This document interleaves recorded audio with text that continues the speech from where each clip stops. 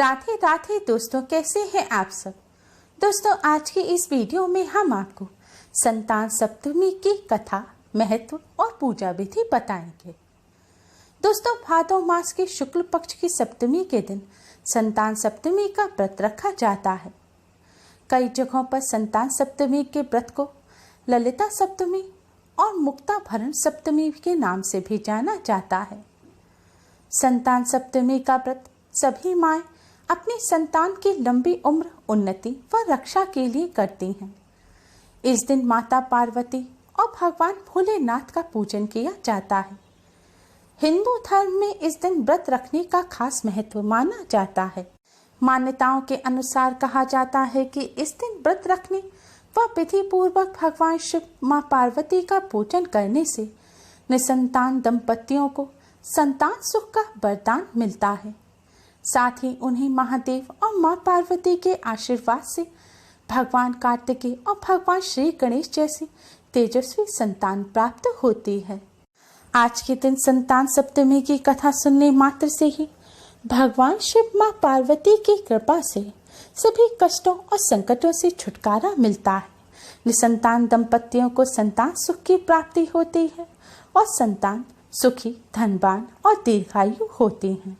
संतान सप्तमी व्रत की कथा इस प्रकार है। एक दिन महाराज युधिष्ठिर ने भगवान श्री कृष्ण से कहा, हे प्रभु, कोई ऐसा उत्तम व्रत बतलाइए जिसके प्रभाव से मनुष्यों के सांसारिक दुख कलेश दूर होकर पुत्र एवं पौत्रवान हो। यह सुनकर भगवान श्री कृष्ण बोले, हे राजन, मैं तुम्हें एक कथा सुनाता हूँ, सो ध्यानपूर्वक सुनो। एक समय मथुरा में लोमश ऋषि आए थे। मेरे माता पिता देवकी तथा वसुदेव ने भक्ति पूर्वक उनकी सेवा की तो ऋषि ने उन्हें कंस द्वारा मारे गए पुत्रों के शोक से उबरने के लिए आदेश दिया और कहा, हे देवकी, कंस ने तुम्हारे कई पुत्रों को पैदा होते ही मारकर तुम्हें पुत्र शोक दिया है। इस दुख से मुक्त होने के लिए तुम संतान सप्तमी का व्रत करो। राजा नहुष की रानी चंद्रमुखी ने भी यह व्रत किया था, तब उसके भी पुत्र नहीं मरे। यह व्रत तुम्हें भी पुत्र शोक से मुक्त करेगा। देवकी ने कहा, हे देव, मुझे व्रत का पूरा विधि विधान बताने की कृपा करें ताकि मैं विधि पूर्वक व्रत संपन्न करूं। लोमश ऋषि ने उन्हें व्रत का पूजन विधान बताकर व्रत की कथा बताई।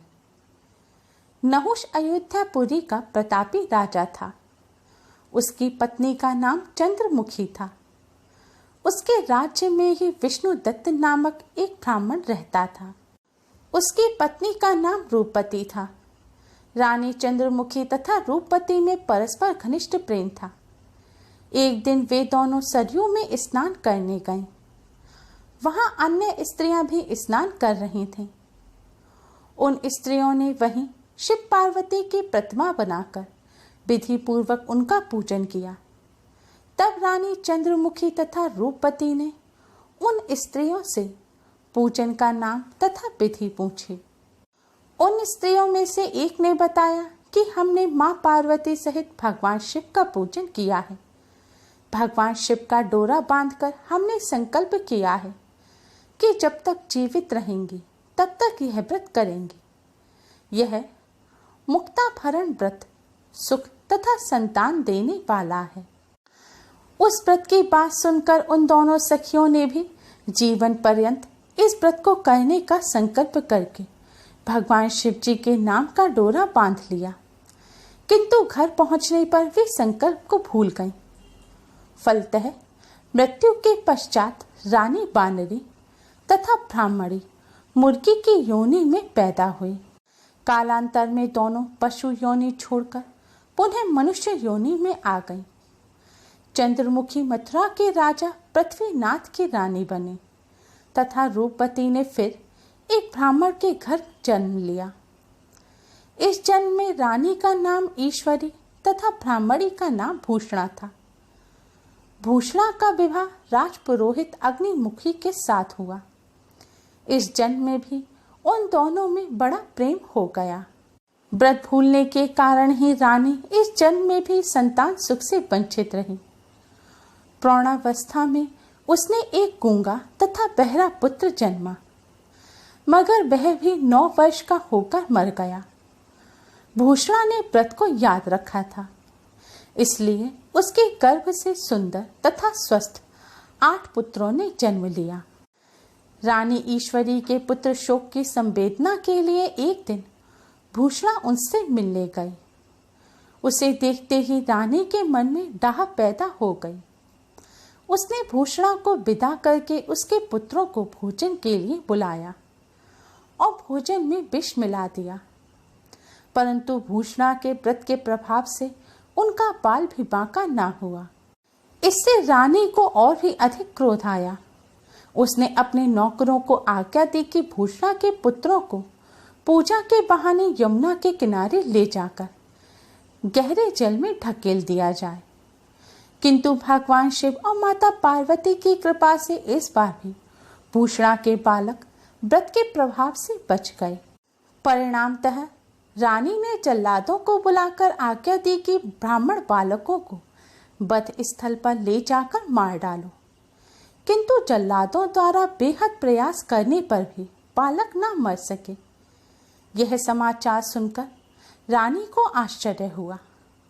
उसने भूषणा को बुलाकर सारी बात बताई और फिर क्षमा याचना करके उससे पूछा, किस कारण तुम्हारे बच्चे नहीं मर पाए?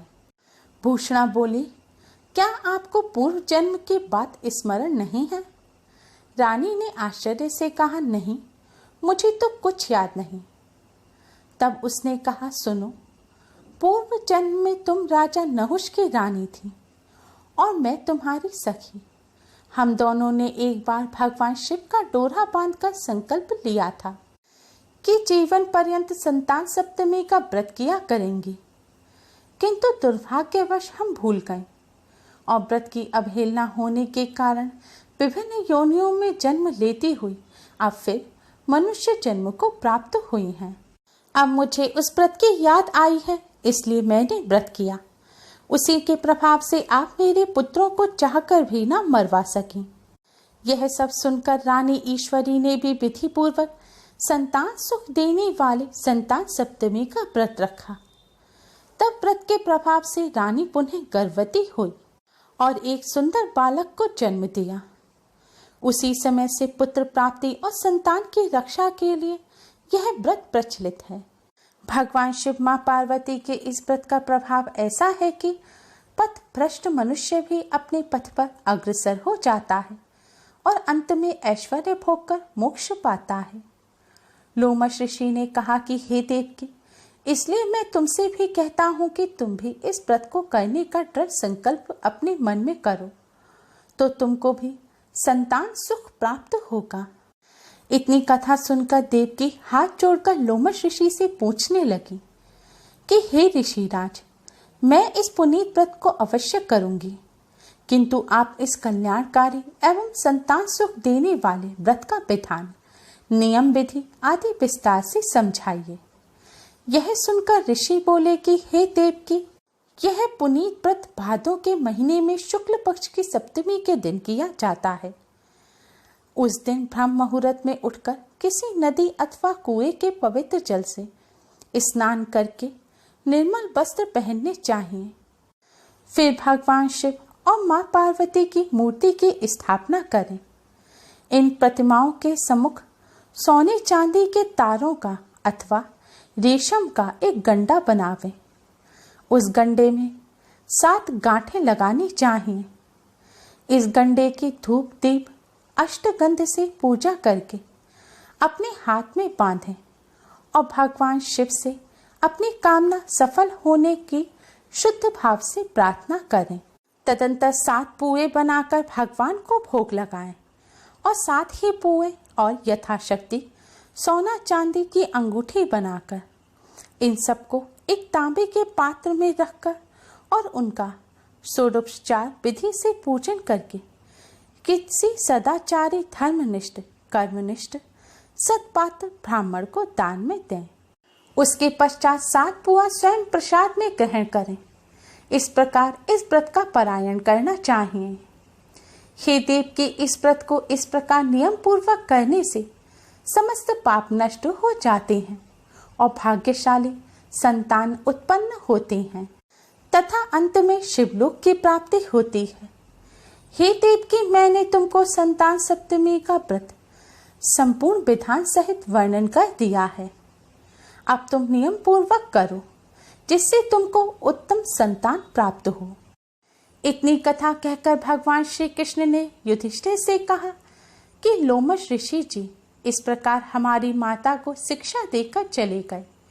ऋषि के कथनानुसार हमारी माता देवकी ने इस व्रत को नियमानुसार किया, जिसके प्रभाव से हम उत्पन्न हुए। यह व्रत विशेष रूप से स्त्रियों को तो कल्याणकारी है ही, परंतु पुरुष को भी समान रूप से कल्याणदायक है। संतान सुख देने वाला, पापों का नाश करने वाला यह उत्तम व्रत है, जिसे स्वयं भी करें तथा दूसरों से भी करावें।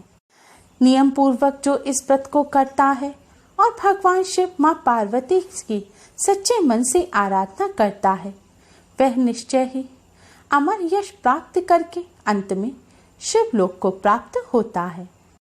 आज के दिन संतान सप्तमी की कथा सुनने मात्र से ही भगवान शिव माँ पार्वती की कृपा से कष्टों और संकटों से छुटकारा मिलता है। संतान सुखी, धनवान और दीर्घायु होते हैं। उम्मीद है आपको हमारी ये वीडियो पसंद आई होगी। प्लीज़ लाइक करें। हमारी इस वीडियो को अपने फ्रेंड्स और रिश्तेदारों में ज़्यादा से ज़्यादा शेयर करें, जिससे वह भी इसका लाभ उठा सकें। हमारी और भी वीडियोस के लिए हमारे चैनल को सब्सक्राइब करना ना भूलें। Thanks for watching. Radhe Radhe.